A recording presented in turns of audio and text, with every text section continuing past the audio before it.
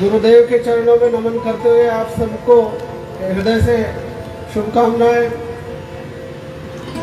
इस अवसर पर आप सब लोग यहाँ पधारे हैं।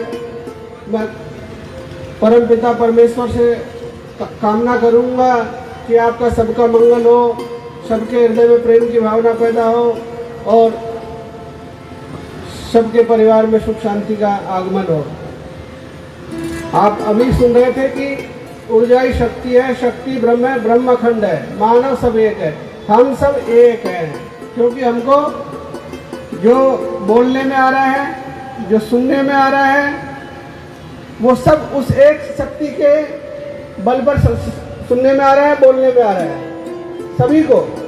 तो सबके अंदर वो बोलने की क्षमता है, सबके अंदर वो सुनने की क्षमता है, सबके अंदर परमात्मा का निवास है। किसी का उस पर एकाधिकार नहीं है, वो तो सबका पिता है। सबका पिता तो सभी का अधिकार है, पर हम लोग विषय वासना में भटकने के कारण हम उससे दूर हो गए, उसको भूलते चले जाते हैं। भगवान बोल करके कोई व्यक्ति नहीं है, भगवान तो भावों की गति के अनुसार भाव गति वायु यानी प्राण के अनुसार जो हमारी भावना तैयार होती है वो भगवान है। हमारी भावना ही भगवान है। तो भावना अगर निर्मल होगी तो अपने आप सुख शांति आ जाएगी। इसलिए अगर सुख शांति आपको प्राप्त करना है, जय रूप यश वैभव प्राप्त करना है, तो अपने मन की भावना को निर्मल करो। मन की भावना निर्मल कैसे होगी? अपने से बड़ों के प्रति आदर की भावना रखना, अपनों के प्रति स्नेह का भाव रखना और गुरुजनों को श्रद्धा और विश्वास के साथ अनुसरण करना। इनसे हमारी भावना निर्मल होना शुरू हो जाएगी। हमारा जब प्राण निर्मल होगा तो हमारी भावना अपने आप निर्मल हो जाएगी, और भावना निर्मल हो जाएगी तो उसको भगवान बोलो, जो भी बोलो, उस अदृश्य शक्ति की कृपा सब पर बरसना शुरू हो जाएगी। मानव धर्म शास्त्र में 5 चीजों पर विशेष ध्यान दिया गया है। अगर मनुष्य जीवन को सुखी जीना है तो कोई पाखंडों में पड़ने की जरूरत नहीं है। आप अपने पड़ोसी के प्रति सद्भावना रखना शुरू कर दो तो संसार में आपका यश फैलना शुरू हो जाएगा, अपने आप होगा वो। पराई निंदा करना बंद कर दो। हम लोग पराई निंदा बड़े इंटरेस्ट के साथ करते हैं, तो पराई निंदा से हमको लौट करके वो निंदा खुद के ऊपर आती है। इसलिए पराई निंदा को छोड़ दो। अगर भूलवश हो जाती है तो मन ही मन में क्षमा याचना कर लो। तीसरा है, दिन में कम से कम एक आदमी की प्रशंसा करो। अपना परिवार का भी वो सदस्य हो सकता है, पड़ोसी भी हो सकता है, या कोई जानकार भी हो सकता है। एक आदमी की कम से कम प्रशंसा करो, मन ही मन में प्रशंसा करो कि वो आदमी कत ভালো আছে, खूब और मंगल हो और परिवार खुशी हो, एरकम कामना करे देखुन। যেদিন করবে সেদিনই আপনারা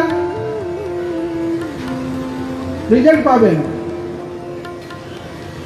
चौथा है असहाय की सहायता करना।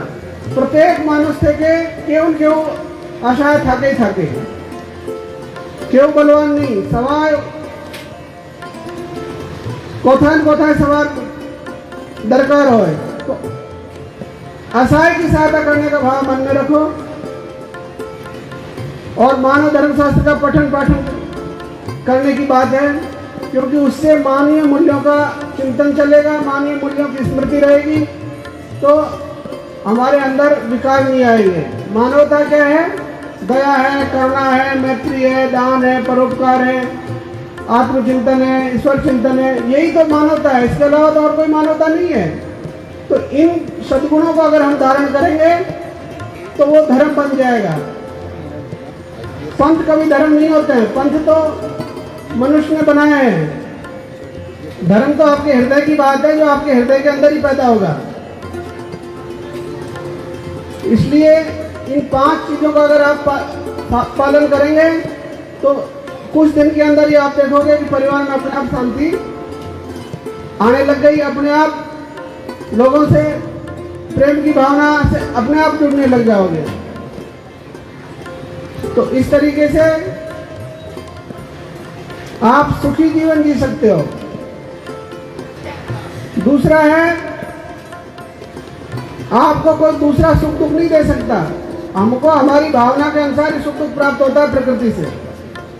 तो हमारी भावना अगर दूसरे को सुख देने की होगी, दूसरे के मंगल कामना की होगी, तो हमारी मंगल कामना अपने आप लौट करके हमको हमारा मंगल करेगी, अपने आप सुख की अनुभूति होगी। तो इस अवसर पर मैं आप लोगों से मेरा अनुभव मैं शेयर किया हूँ। मैंने देखा है, मैं गुरुदेव के साथ में लंबा समय गुजारने का मुझे अवसर मिला। वो बड़े तपधारी संत हुए हैं, उन्होंने कठोर तपस्या की, जंगलों में रहे, खाना पीना छोड़ा, सब कुछ किया। उसके बाद जब उनको ज्ञान हुआ तो उन्होंने यही बताया कि बेटा, मानव के अंदर ही परमात्मा है, किसी से भेद करना बंद कर दो, परमात्मा का दर्शन होना शुरू हो जाएगा। सबके हृदय में परमात्मा है, सबके प्रति सद्भावना रखो, यही साधना है। और मानव सेवा की भावना रखो, यही मानव सेवा की भावना ही परमात्मा से मिलन कराती है। तो आप सबसे मेरा यही अनुरोध है। और अगर हाँ, गुरुदेव का द्वारा छोटा सा एक पुस्तक है गुरु ब्रह्म चालीसा, उसका भी आप अध्ययन करेंगे, 2-3 मिनट लगता है डेली का, तो उससे भी आपके अंदर सकारात्मक ऊर्जा पैदा होगी।